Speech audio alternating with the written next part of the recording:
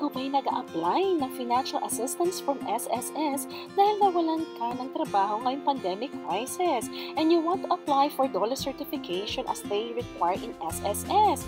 This is the video for you dahil tutulungan ko kayo paano ba mag-apply ng DOLE Certificate of Involuntary Separation that SSS is requiring from you, especially this time ng pandemic or during MECQ.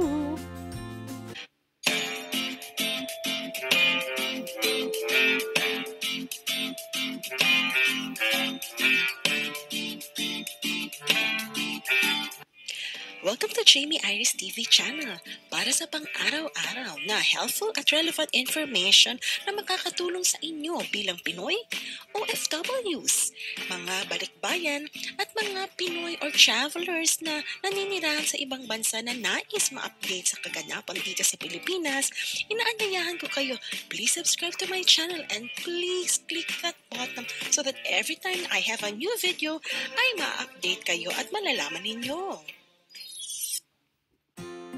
In today's video, tignan natin what is DOLE certification, what is this needed for, and at the same time, who needs this? Ganon din, ano ba yung mga reason na tinitingnan nila para maging qualified ka to receive the certification. And at the same time, what is the website that we need to access para maka-request ka ng certification. At last but not the least, ano-ano ba yung mga steps how to apply for DOLE certification for involuntary separation for the SSS financial aid. Yan po ang ating i-discuss para po dito sa video natin. So, please stay tuned para at least malaman nyo paano po ito. Hindi po ganun kahirap, madali lang po at gagabayan ko kayo. Para saan o what is this DOLE certification needed for? Maraming klase ng DOLE certification pero ang focus po natin for this video is yung magagamit nyo para sa pag-a-apply nyo ng financial aid from SSS o yung tinatawag natin na SSS Unemployment Benefit. So ito po yung certification na kailangan nyo i-produce or i-attach once you apply for SSS Unemployment Benefit or Financial Aid. I-discuss po natin in details ano po ba yung SSS Financial Benefit for Unemployment in my other video. For the meantime, let's focus on how you can apply for DOLE certification needed for this SSS Unemployment Benefit. And sino may kailangan nito? Who needs this? Now, any OFW na SSS contributor or any Filipino na nagtitrabaho sa private sector at nagko-contribute sa SSS at bigla kayong nawalan ng trabaho for any reason na sasabihin natin on the next slide. Ngayong panahon ng pandemic crisis, marami sa atin na naapektuhan ang ating mga hanap buhay. Kayo man ay nagtatrabaho dito sa Pilipinas o kayo ay katulad ko na OFW na nagtatrabaho sa ibang bansa. Now, kung sakasakaling isa sa mga reason na ito ay nawalan kayo ng trabaho o hindi mo na na-issuehan ng bagong kontrata, ay maaari kayo makapag-apply ng SSS Financial Benefit at the same time, maka-apply din kayo ng DOLE certification. So, ito po yung mga reasons na tatanungin sa inyo kapag nag-apply kayo ng DOLE certification. Number 1, ang reason ba ng pagkakawala ng iyong hanap buhay ay 1. Redundancy. 2. Retrenchment or nag-downsize sa inyong kumpanya. 3. Closure or cessation of operation. So, marami ito sa mga seafarer na tumigil ang operation ng cruise line at mga sea vessels. Ganun din maali ang aircraft or airlines. Now, number 4, diseases, illness of employees who continued employment is prohibited by law or is prejudicial to his or her co-employee. Number 5, it could be a serious insult by the employer or his representative on the honor of the person or the employee. Ika-6, inhuman and unbearable treatment accorded the employee by the employer or his or her representative. Number 7, commission of a crime or offense by the employer or his or her representative against the person or the employee or any of the immediate members of his or her family. Number 8, economic downturn. Number 9, nature of human-induced calamities or disaster. So, any of this reason po, paki-indicate na lang later doon sa form, papakita ko sa inyo kung paano. So, tingnan naman po natin paano ba mag-apply for the DOLE certification na kailangan nyo para makuha nyo ang financial assistance nyo from SSS.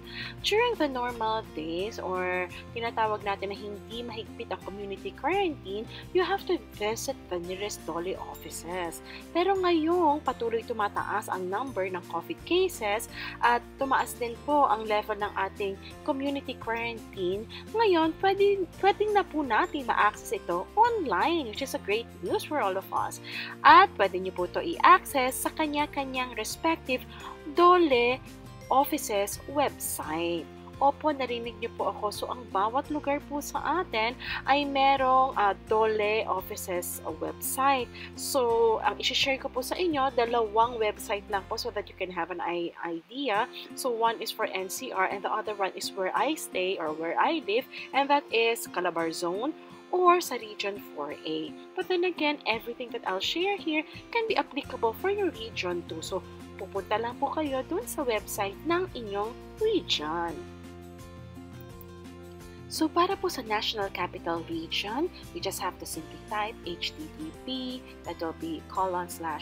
ncr.dole.gov.ph. From the front page of the DOLE website of NCR, makikita niyo po merong mga flash ng latest news. So, i-click niyo lang po kung saan meron nagsasabi na may mga e-filing services. So, once na-click niyo po ito, it will direct you to this page. Ating mapapansin ang napakagandang hakbang na ginawa ng DOLE sapagkat yung dati na mga services nila na kailangan face-to-face bago makomplete, they now offered it online para po at least maging mas safer for all of us at mas maging efficient din. May mga nagtatanong, may bayad ba itong mga services ng DOLE? Actually, this one po, it's for free. It's an online process for the submission of applications and reports and other labor-related programs and services. So, itong free service na ito is powered by Google Forms and allows us to, number one, either register, fill out form free of charge, submit applications for monitoring reports, request necessary permits, request for certifications, ito po yung kailangan natin for SSS, and at the same time, people can also request documents. And lastly is they can also perform a number of other interactions with DOLE NCR or DOLE different offices kung saan man po magre-request ang any Filipino or anyone who will need documentation from DOLE in a very secured online environment. Gayon din, this free service was developed in support of the minimization of contact rate recommended under the DTI and DOLE interim guidelines on workplace prevention and control of COVID-19. Now, kaya itong e-filing services is very accessible sa lahat ng may kailangan sa DOLE that can provide a valid email address which is required for access for the submission of application and reports. Additionally, some of the programs of the e-filing service that requires uploading of accomplished forms and other required documents may require user and sign in to Google account. So, it's advisable, it's good po na may Gmail account po kayo. Now, from this e-filing page, just scroll down and you can see where you can request for the certification for the Involuntary Separation for SSS. It has two options, local and OFW. So, if you want more information, just make sure that you click just down below. May link po siya, ayan. And then, you just read it. Now, if OFW kayo, like me, just click that at you will proceed or be prompted to this page. So, OFW request for Certificate of Involuntary Separation for SSS. Please read what is being said. In short, it will ask you kung anong email address ninyo. In my case, that will be my email address. And then you just have to type kung anong email address nyo for Gmail. Yan. Kung wala pa po kayo, again, I will have another video on how you can create your Gmail account. Please do watch that. Now, before we proceed with the next steps, pakita ko po muna sa inyo yung isang website pa ng DOLE for Calabarzon on Region 4A. And then, since pare-pareho naman po yung next step, so I'll do that after I show you the Calabarzon page of DOLE.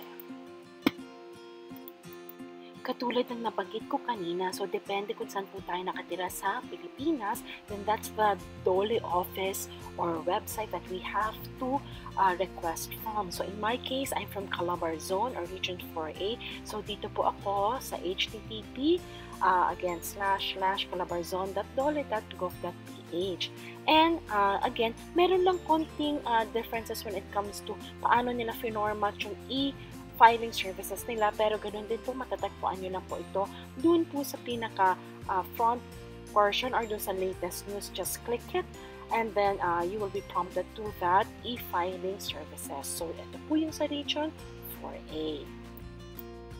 Kung mapapansin ninyo, ang nagkaiba lamang ay ang picture ng online services nila on how they presented it, but it's the same thing lang. So, once pumunta kayo sa inyong mga regions o DOLE offices website, just make sure that you look for their e-filing services or online services.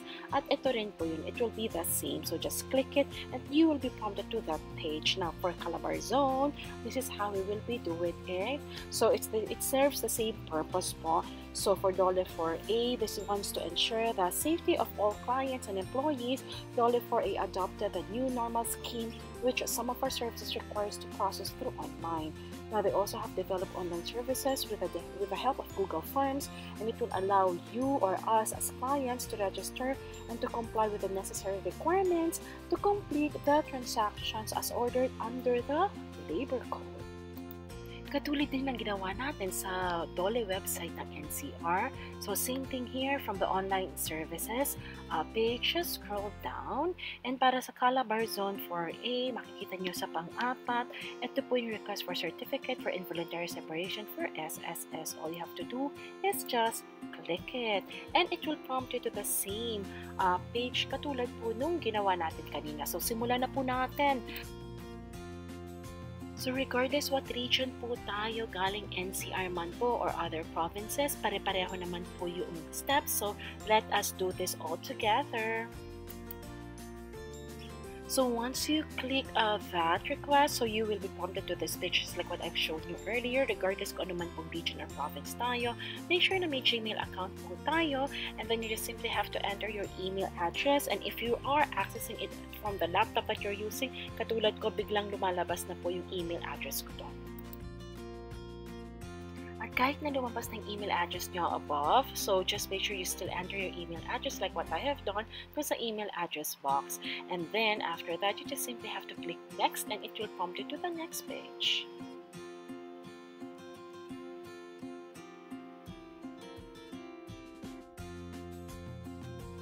Once you're prompted on this page, it will remind you of what documents you have to prepare. So the first one is a scanned copy of clear image of the notice of termination or separation personally addressed to you and issued to you by your employer. At sakaling wala kayo nito, it will ask you kung ano yung alternative. Yung second document is you have to have a scanned copy and clear image of a valid ID indicating your permanent address. At kung sakaling lumipat kayo ng bahay o wala kayong ganitong ID, pwede naman po ang barangay certificate or barangay clearance para to indicate of your change of address or IP. And then after that, just click next and you will be prompted to this page. Now on the next page, this will be the preliminary evaluation. Now this section will determine kung effective date ba ng inyong termination is within the compensable contingency period na minention ng SSS. So tatanungin ka if effective date ba ng termination mo is after March 5, 2019.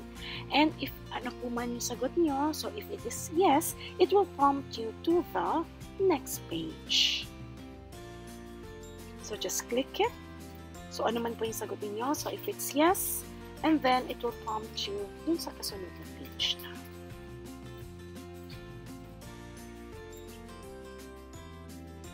Now, on this page, this is part 2A of the preliminary evaluation.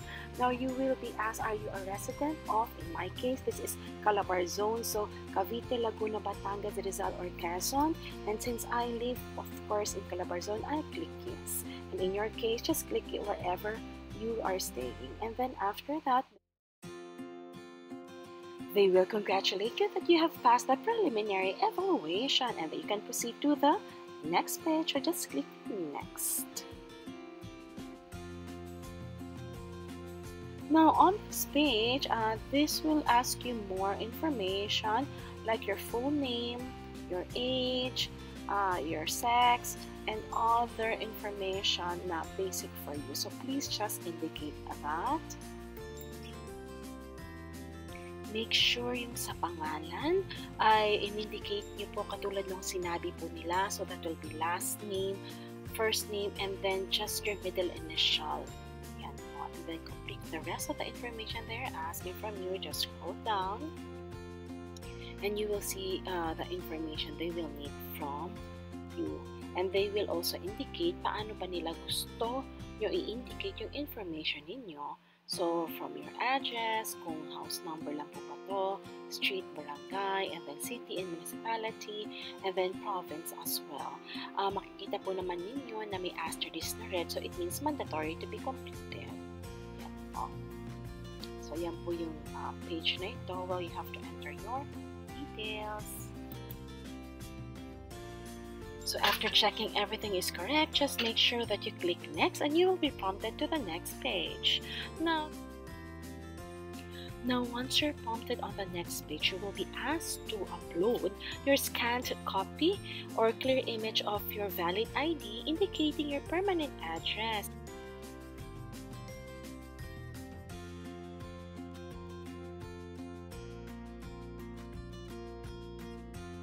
At ganoon din po, katulad ng sabi ko, kung sakasakaling lumipat kayo ng bahay at walang permanent ID or address yung nasa ID ninyo, you can always use the second part. Kung makikita nyo, you are asked to upload a barangay certificate or clearance indicating the change of address that you have but is not indicated on the ID.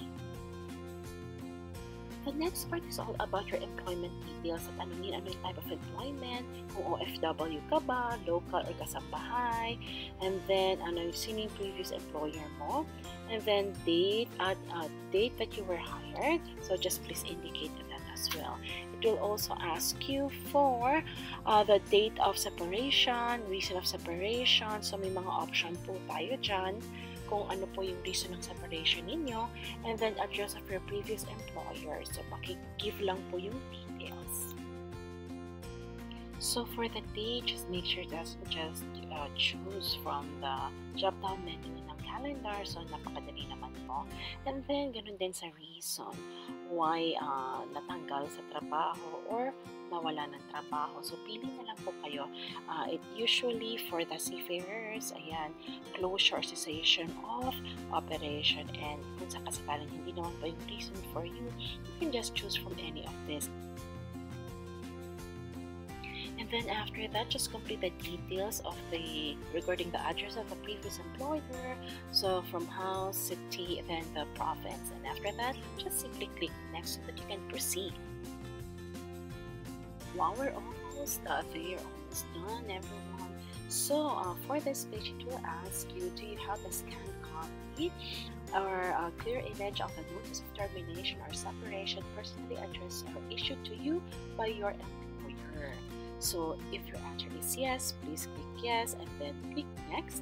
And then it will ask you to just simply upload the copy of the termination or separation that you have from your employer. And once you have it, just click and attach it.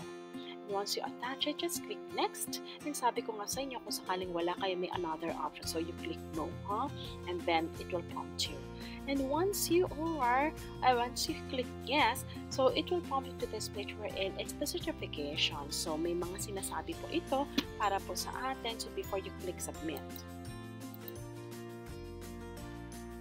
Wow, we're on to the last page. Now before you click submit, just make sure that on this certification page, you have considered and read the 4 main points that they have mentioned. Number 1, all information that you provided must be correct and complete, and you have read. Number 2, and understood all the things that you have to take into consideration when it comes to the privacy notice. Number 3, make sure that you have provided all the documentary requirements. And number 4, make sure that you know that this application is subject for processing and at the same time subject for evaluation in accordance to their policies and guidelines provided by this office. So if you're sure of this form, basahin niyo sa English, basahin niyo sa Tagalog, then you click submit. You want to click submit. Well, congratulations, because you're now done and complete with your application for the DOLE Certification of Involuntary Separation for SSS, and they thank you for using the online system. So they mentioned that they will be sending to you a copy of your completed form from your to your email address that you have provided for them. At kung sakasakali pag may kulang naman, sasabihin nila sa inyo kung anong kulang, and bago nila ibigay sa inyo yung pinaka-certification, kailangan makomplete nyo kung may kulang man po. So just complete whatever documents that they are asking from you, and then you just simply have to wait, just like for the rest of processing time and evaluation time. Usually it just takes 2 days, 3 days, depends po, of course, hoping it's not a weekend or hindi kayo Friday nag-apply. And then after that, you will receive it 2 to 3 days, or depends how long they will process it. And then after that, and for those who have successfully completed at wala namang problema, then you will be able to apply for the SSS unemployment benefit. And paano po ba mag-apply? So please watch out po sa video na gagawin ko on how to apply for the SSS unemployment benefit. So you can just watch it, you can check my channel.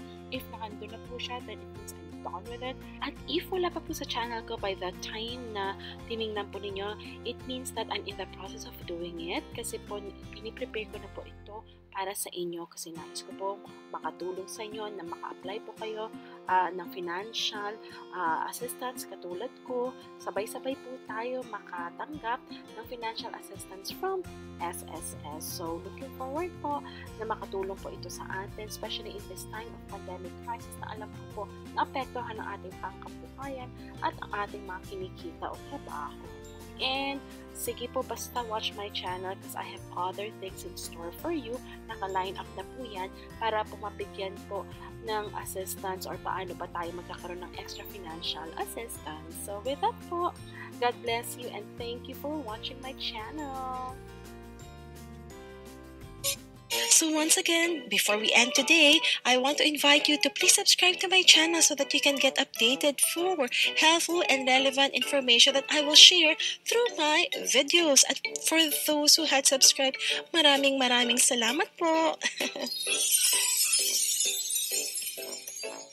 This is Jamie Iris saying, stay safe everyone, stay healthy, and always stay positive. God bless you and see you in my next video.